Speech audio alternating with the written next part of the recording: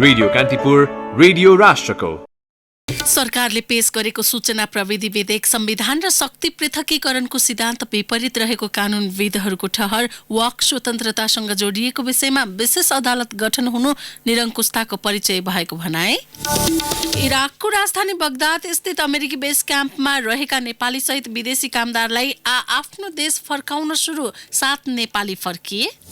कंग्रेसमा संस्थापन इतर पक्षको भेला रोक्ने पार्टी सभापति देउबाको प्रयास असफल, 43 जिल्लाका सभापति केन्द्रमा। अभाव, उपेक्षा र प्रतिकूल अवस्थामा हुर्किएका बालबालिकाको मस्तिष्क वृद्धि विकास सामान्य बालबालिकाको तुलनामा निकै कम हुने अध्ययन प्रतिवेदन सार्वजनिक। र नेपाल भलिबल संघको आयोजनामा राष्ट्रिय महिला र पुरुष च्याम्पियनसिपको 5औं संस्करण माघ पहिलो साता हुँदै पुरुषतर्फ 12 र महिलातर्फ 8 टोलीको सहभागिता रहने। नमस्कार, कान्तिपुर डायरीका साथमा साथी प्रकाश र म इन्द्रलक्ष्मी। समाचार अब विस्तारमा। सरकारले संघीय संसदमा पेश गरेको सूचना प्रविधि विधेयक र यसका प्रावधान संविधानको मर्म र शक्ति पृथकीकरणको सिद्धान्त विपरीत रहेको भन्दै त्यो खारेज गर्नुपर्ने कानूनविदहरूले बताएका छन्। प्रस्तावित विधेयकमा सामाजिक सञ्जाल प्रयोग गरी गाली बेइज्जती गरे 5 वर्ष कैद र 15 लाख रुपैयाँ जरिवाना हुने उल्लेख छ। यस्तो सजाय सरकारले गठन गर्ने सूचना प्रविधि अदालतले तोक्ने प्रावधान छ।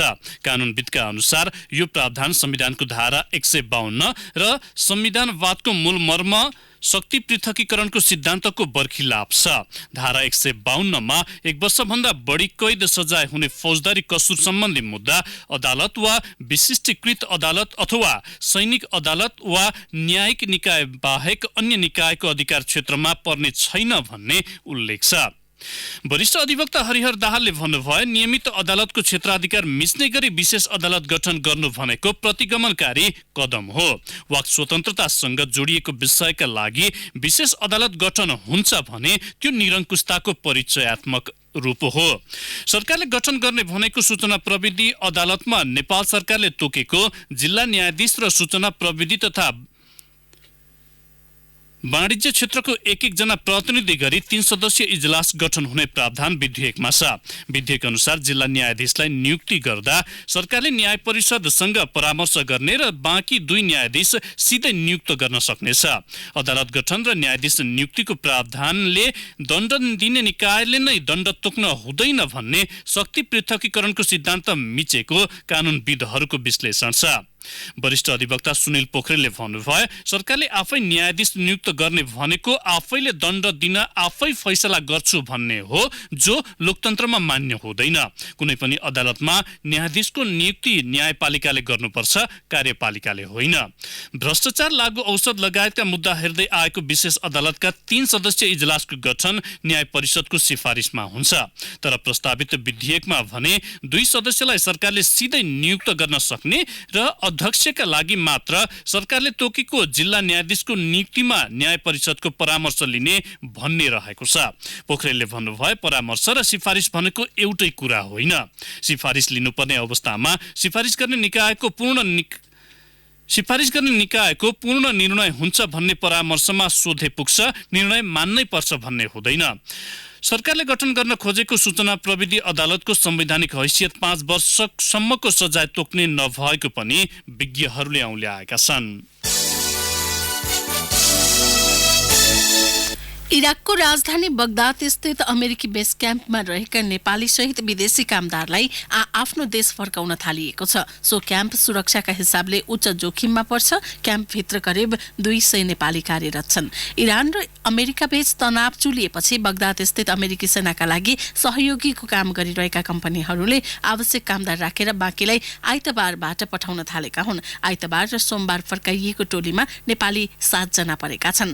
अमेरिकी बेस क्याम्पभित्र स्टोर म्यानेजरका रूपमा कार्यरत सुरज तामाङले कान्तिपुरसँग फोनमा भन्नुभयो, कम्पनीले हामीलाई जतिखेर पनि फर्काउने अवस्थामा तैनात गरेर राखेको छ। आफ्नो लगेज प्याक गरेर राखिसकेका छौँ। 12 वर्षदेखि क्याम्पमा कार्यरत तामाङले कम्पनीबाट खबर आउने बित्तिकै इराक छोड्ने तयारीमा आफूहरू रहेको बताउनुभयो। उहाँले भन्नुभयो, जतिखेर जे पनि हुन सक्छ भनेर हामीलाई सूचना दिएको छ।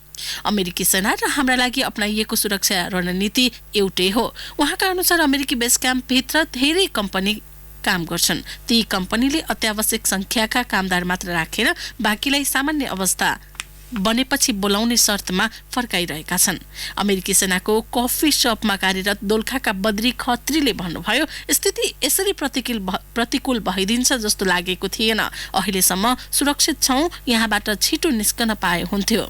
उहाँ काम गर्ने कफी शप 3 दिनदेखि बन्द छ। उहाँले भन्नुभयो, सेनाकै अन्डरमा काम गर्ने भए पनि डर लाग्दो रहेछ। क्याम्पभित्र नेपालीहरू खाना बनाउने, सरसफाई गर्ने र निर्माण कार्यमा संलग्न छन्। खत्रीले भन्नुभयो, यहाँ मासिक $800 पाइन्छ। पहिला त ठिकै थियो, 81 अवस्था बिग्रियो। उहाँका अनुसार क्याम्पबाट बाहिर निस्कने अनुमति कसैलाई पनि छैन। भित्र पनि सबै ठाउँमा जाने पहुँच पुग्दैन। त्यसकारण क्याम्पभित्रै सबै नेपालीसँग भेटघाट समेत निकै न्यून हुन्छ। अमेरिकी बेस क्याम्प बाहिर कार्यरत नेपालीलाई भने रोजगारदाता कम्पनीले नआत्तिन भनेको छ। कांग्रेस पार्टी मुख्यालयमा संस्थापन इतर पक्ष हिजो जिल्ला सभापतिको भेलामा जुट्दै गर्दा बुढानी लकण्ठमा बसेर सभापति शेरबहादुर देउवा त्यसलाई रोक्न हर तरहको प्रयत्न गर्दै हुनुहुन्थ्यो। देउवाले बिहानै महामन्त्री शशाङ्क कोइरालालाई फोन गरेर भेला रोक्न आग्रह गर्नुभयो। देउवाको भनाइ उद्धृत गर्दै स्रोतले भन्यो, सभापतिहरूको भेला नै चाहिएको भए म आफै बोलाइदिन्थे, यसरी छुट्टै भेला किन बोलाउनु पर्थ्यो र? यसलाई रोक्नु पर्यो।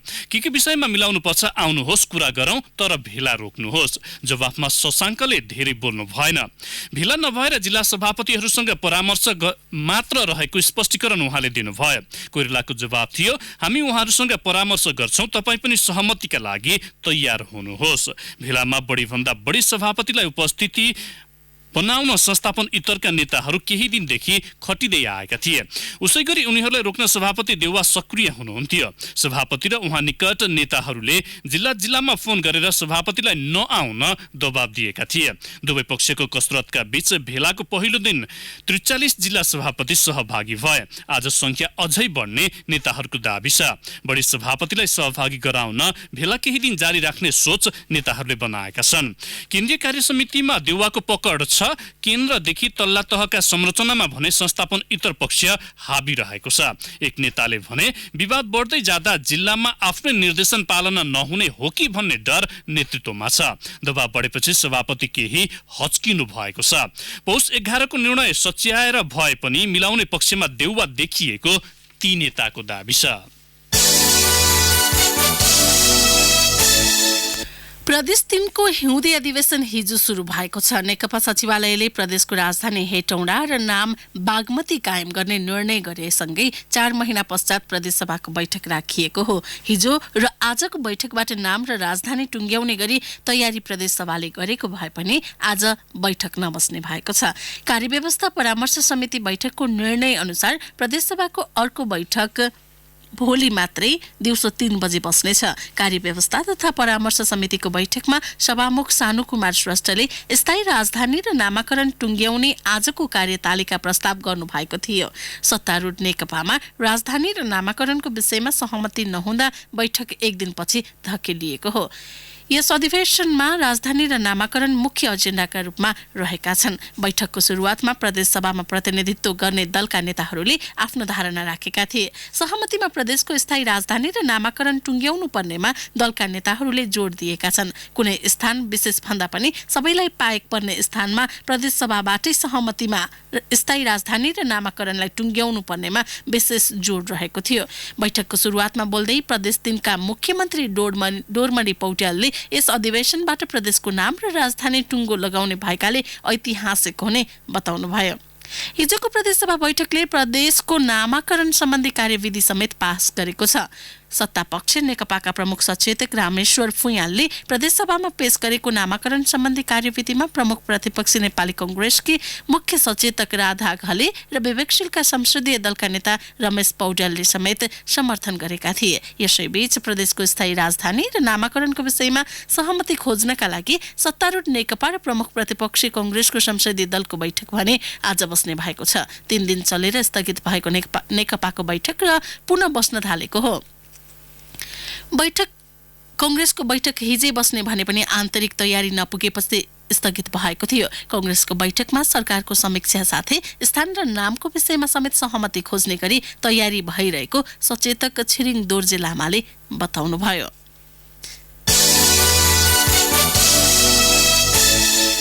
चीनले काठमाडौँबाट पक्राउ परेका आफ्ना 122 जना नागरिकलाई फिर्ता लैजान यात्रा अनुमति पत्र ट्राभल डकुमेन्ट जारी गरेको छ। सीमा पार अपराध, साइबर अपराध, बैंक ह्याकिङ लगायत आरोपमा पौष 7 मा काठमाडौँबाट पक्राउ परेका आफ्ना नागरिकलाई फिर्ता लैजान चीनले नेपालस्थित चिनिया दूतावास मार्फत यात्रा अनुमति पत्र जारी गरेको हो। पक्राउ परेका आरोपितले बुझाउने जरिवाना रकम आफैले तिरिदिने दूतावासले जनाएको छ। प्रहरीले बरामद गरेका 102 थान राहदानी पनि चीनले रद्द रिभोक गरिदिएको छ। 122 जना पक्राउ परे पनि 30 जनाको मात्र राहदानी फेला परेको थियो। बरामद 72 वटा राहदानी वाहक व्यक्ति फरार भएको प्रहरीले जनाएको छ। यसैबीच चीनले अन्तर्देशीय साइबर अपराध नियन्त्रणका लागि मिलेर काम गर्न नेपालसँग आग्रह गरेको छ। गृहमन्त्री रामबहादुर थापा सहितको 8 सदस्यीय टोलीसँग हिजो बेइजिङमा भेटवार्ताका क्रममा चिनिया स्टेट काउन्सिलर एवं सार्वजनिक सुरक्षा मन्त्री चाओ खचले यस्तो आग्रह गर्नुभएको हो। गृहमन्त्री थापाको टोली 6 दिने चीन भ्रमणका लागि गत आइतबार साँझ बेइजिङ उत्रिएको थियो। कान्तिपुर डायरीमा अब ब्रेकको पालो। अब बाँकी प्रसङ्ग। सरकारले स्थापना गर्न लागेको सुरक्षण मुद्रणका विषयमा छलफलका लागि संसदको लेखा समितिका विज्ञका रूपमा निम्ति आएका दुवैजनाले सरकारले खरिद गर्न लागेको सुरक्षण मुद्रण बजार मूल्य भन्दा महँगो हुन सक्ने बताएका छन्। सरकारले स्थापना गर्न लागेको सुरक्षण मुद्रणका विषयमा उजुरी परेपछि संसदको लेखा समितिले विज्ञका रूपमा मेसिनरी एन्ड सेक्युरिटी प्रणालीका संस्थापक विजय मिश्र र इन्जिनियर सुदीपराज पाण्डेलाई छलफलमा बोलाएको थियो। सञ्चार तथा सूचना प्रविधि मन्त्रालयलाई मन्त्री परिषदले फ्रान्स र जर्मनीका कम्पनीका तर्फबाट सुरक्षण मुद्रण स्थापनाका लागि आएको प्रस्ताव अध्ययन गरी G2G मोडलमा खरिद गर्न स्वीकृति दिएको एक साता नबित्दै समितिले यसबारे छानबिन थालेको हो। प्रतिनिधि सभाको महिला तथा सामाजिक विकास समितिले कर्णाली र सुदूरपश्चिम प्रदेशमा सामाजिक कुसंस्कारका रूपमा व्याप्त छाउपडी प्रथा उन्मूलनका लागि कडाइका साथ काम गर्न गृह मन्त्रालयलाई निर्देशन दिएको छ। सभापति निरुदेवी पालले हिजो भन्नुभयो, धर्म, संस्कृति र परम्पराका नाममा मानवीय जीवनको क्षति हुनु निकै गम्भीर र दुःखदायी भएकाले कुसंस्कार उन्मूलन गर्न राज्य जति निर्मम हुनु परे पनि कडाइका साथ काम गर्न गृह मन्त्रालयलाई निर्देशन दिएको छ। गत मङ्सिर 15 मा अछामको साफेबगर 3 सिद्धेश्वरमा 21 वर्षीय पार्वती बुढा रावतको छाउगोठमा मृत्यु भएपछि गृह मन्त्रालयले स्थानीय जनप्रतिनिधि र राजनीतिक दलको सहकार्यमा त्यहाँ छाउगोठ भत्काउन थालिएको समेत समितिमा जानकारी गराइएको थियो। राष्ट्रिय नागरिक पञ्जीकरणको सूचीमा नाम नभएका भारतको असम राज्यका गोर्खा समुदायले अदालत गुहारेका छन्। असम राज्यले यसअघि प्रकाशन गरेको सूचीमा करिब 1.5 लाख नेपाली भाषी गोर्खाको नाम समावेश छैन। भारतीय गोर्खाहरूको छात्र संगठन भारतीय गोर्खा परिसंघ भागोपले एनआरसीमा नाम नपर्ने गोर्खाका लागि भारतको नागरिक प्रमाणित गर्ने अलग आधार हुनुपर्ने भन्दै सर्वोच्च अदालतमा मुद्दा दायर गरेको हो। अब केही समाचार संक्षेपमा। जग्गाको मुआब्जा प्रक्रिया लम्बिएको भन्दै वीरगञ्ज महानगरपालिका 25 शीर्षीय खलवा टोलवासीले गरेको विरोध प्रदर्शनले भन्सारको काम निकै प्रभावित बनेको छ। कर्णालीमा कर्मचारी टिकाउने प्रदेश सरकारको विशेष प्रोत्साहन भत्ताको व्यवस्था गरेको छ। कर्मचारीलाई खुसी पारेर सेवा प्रवाहलाई नियमित र प्रभावकारी बनाउन भौगोलिक विकटताका आधारमा प्रोत्साहन भत्ता दिने निर्णय प्रदेश सरकारले गरेको हो। विकास सम्बन्धी आयोजनाहरूले वन क्षेत्र प्रयोग गरे बापत भर्ना स्वरूप जग्गा दिनुपर्ने बाध्यात्मक व्यवस्था हटाइएको छ। नयाँ वन ऐन तथा वन नियमावलीमा विद्युत आयोजना, विमानस्थल, सिंचाई आयोजना, अस्पताल, सडक, रेल विस्तार आदिका लागि वन क्षेत्र प्रयोग गर्दा तोकिएको शुल्क बुझाए हुने व्यवस्था गरिएको हो। ठूलो संख्यामा नेपाली कार्यरत मध्यपूर्वका 4 मुलुकका लागि श्रम, रोजगार तथा सामाजिक सुरक्षा मन्त्रालयले श्रम काउन्सिलर र श्रम सहचारी छनौट गरेको छ। छिट्टै उनीहरू नियुक्ति पत्र बुझेर सम्बन्धित मुलुकमा जाने मन्त्रालयले जनाएको छ। साउदी अरेबियाको श्रम काउन्सिलरमा उपसचिव जीवन कुमार राई, संयुक्त अरब इमिरेट्स युएका लागि निर्मला थापा, बहराइनका लागि श्रम सहचारीमा शाखा अधिकृत दामोदर दाहाल र कतारका लागि अनुज गौतम छनौट भएका छन्। काठमाडौँ उपत्यकामा चल्ने सार्वजनिक सवारीमा सीट भन्दा बढी यात्रु नचढाउने यातायात व्यवसायीले सहमति जनाएका छन्। उपत्यकामा यातायात सेवा दिने 32 वटा कम्पनी, मजदुर र नेपाल यातायात व्यवसायी राष्ट्रिय महासंघले सर्वसाधारणलाई शास्ति बिना सेवा दिने प्रतिबद्धता जनाएका हुन्। ठेकेदारसँग बैंक खाता मार्फत घुस रकम बुझ्ने गरेका शहरी विकास तथा भवन निर्माण विभागका सिनियर डिभिजनल इन्जिनियर उपसचिव पक्राउ परेका छन्। अख्तियार दुरुपयोग अनुसन्धान आयोगले विभाग मातहतको इलाम स्थित डिभिजनल कार्यालयका सुभाष बस्नेतलाई हिजो पक्राउ गरी हिरासतमा राखेको छ। प्रमाण नष्ट गर्न नपाउन् भनेर उनलाई नियन्त्रणमा लिएको समेत आयोगले उल्लेख गरेको छ। र जाडोमा पानी तताउन बाथरुममा राखिएका ग्यास गिजर र कोठा तताउन प्रयोग गरिने हिटर लगायतले सर्वसाधारण बिरामी पर्ने र ज्यानै समेत जान सक्ने भन्दै विशेषज्ञले विशेष सावधानी अपनाउन सम्बन्धित सबैलाई आग्रह गरेका छन्। कान्तिपुर डायरीमा पुनः ब्रेकको पालो।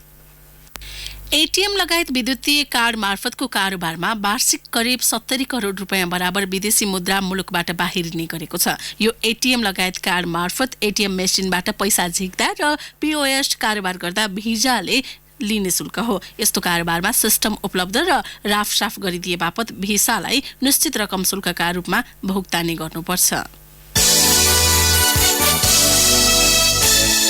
अब अन्तर्राष्ट्रिय प्रसङ्ग। अभाव, उपेक्षा र प्रतिकूल अवस्थामा हुर्किएका बालबालिकाको मस्तिष्कको वृद्धि विकास सामान्य अवस्थामा हुर्किएका बालबालिकाको तुलनामा निकै न्यून हुने गरेको एक अध्ययन प्रतिवेदन सार्वजनिक भएको छ। लन्डन स्थित किङ्स कलेजका अनुसन्धानकर्ताले रोमानियाको एक अनाथालयमा भएका बालबालिकामाथि गरेको अध्ययनले सामान्य अवस्थामा हुर्किएका बालबालिकाको तुलनामा उनीहरूको मस्तिष्क वृद्धि विकास निकै न्यून भएको पत्ता लगाएको बीबीसीले उल्लेख गरेको छ। यो अनुसन्धानका क्रममा अनाथालयमा रहेका बालबालिकाको मस्तिष्क अन्य अनाथालयमा रहेका बालबालिकाको तुलनामा 8.6% सानो भएको पाइएको थियो। नर्को संज्ञा दिएको सो अनाथालयमा राखिएका बालबालिकालाई फलामे सिक्रीले बाँधेर अस्वस्थका रूपमा चरम यातना दिएको पाइएको थियो। अनुसन्धानकर्ताले भनेका छन्, यो तथ्यलाई पुष्टि गर्ने पहिलो प्रमाण यही हो कि अभाव र प्रतिकूल अवस्थाले मस्तिष्क विकासमा असर पुर्याउँछ। अब खेल प्रसङ्ग। नेपाल भलिबल संघले आयोजना गर्ने आरबीबीएनभीए राष्ट्रिय महिला र पुरुष क्लब च्याम्पियनसिपको 5औं संस्करण माघ पहिलो साता काठमाडौँमा हुने भएको छ। राष्ट्रिय वाणिज्य बैंकको मुख्य प्रायोजन रहने प्रतियोगिता क्लब लिगको छनौट प्रतियोगिता पनि हो। माघ 3 देखि 10 सम्म त्रिपुरेश्वर स्थित राखेप कवर्ड हलमा हुने प्रतियोगितामा पुरुषतर्फ 12 र महिलातर्फ 8 टोलीको सहभागिता रहनेछ। भलिबल संघले क्लब च्याम्पियनसिपबाट उत्कृष्ट पुरुषतर्फ 8 र महिलातर्फ 6 टोली लिगका लागि छनौट हुने जनाएको छ। संघका महासचिव जितेन्द्र बहादुर चन्दका अनुसार क्लब लिग वैशाख जेठमा गर्ने तयारी छ। अब मौसम सम्बन्धी जानकारी। आज पनि काठमाडौँ उपत्यका सहित देशका अधिकांश भूभागमा मौसम बदली हुने जल तथा मौसम पूर्वानुमान महाशाखाले जनाएको छ। उच्च पहाडी तथा हिमाली भूभागमा हिमपात तथा पश्चिम, मध्य तथा पूर्वी स्थानमा हल्का वर्षाको सम्भावना रहेको मौसमविद शान्ति कडेलले जानकारी दिनुभयो। केही बेर अघि 4.2 डिग्री सेल्सियस मापन गरिएको काठमाडौँ उपत्यकाको अधिकतम तापक्रम आज 17 डिग्रीसम्म पुग्नेछ। सूर्योदय केही बेर अघि 6:56 भयो भने सूर्यास्त भरे साँझ 5:24 हुनेछ। त्यही नै प्रसङ्गसँगै कान्तिपुर डायरीको यो बुलेटिन यही सकिन्छ। साथी प्रकाश र म इन्द्र लक्ष्मी बिदा हुन्छौँ। नमस्कार। सूचना र मनोरञ्जनको संवाहक रेडियो राष्ट्रको रेडियो कान्तिपुर।